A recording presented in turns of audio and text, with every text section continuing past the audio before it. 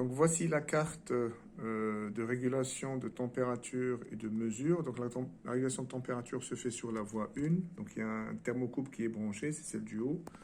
C'est la voie 0, pardon.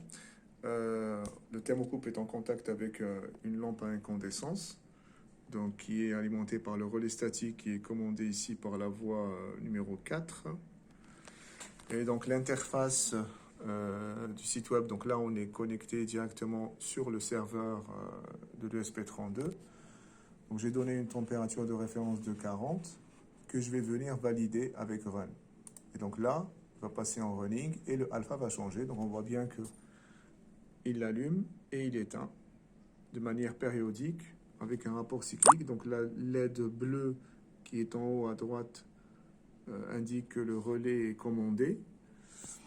Et donc, il va venir régler la température. Donc là, on voit bien que la température va augmenter, d'accord, avec le rapport cyclique qui va augmenter. Il va y avoir un petit dépassement parce qu'on n'a pas encore réglé correctement les KPKI jusqu'à atteindre la température de consigne qui est de 40. Et puis après, ça va rediminuer.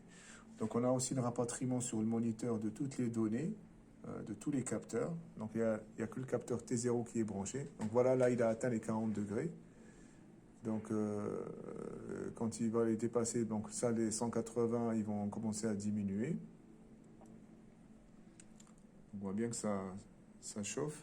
Alors, il vaut mieux avoir de l'inertie thermique. Donc, voilà, là, il a diminué un petit peu parce qu'il a vu qu'il avait dépassé les 40 degrés de référence. Donc, de 180, il est descendu à 150, 160. Plus vous avez d'inertie thermique, plus la variation de température sera modeste et donc ça va aller mieux au niveau régulation. Donc là, on voit bien qu'il passe beaucoup moins de temps allumé que tout à l'heure, puisque c'est à 140, un rapport cyclique de 136.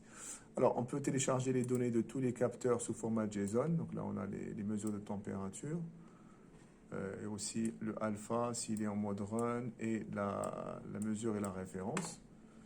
On peut aussi télécharger sous forme CSV. Donc on a ici le fichier CSV que l'on peut ouvrir.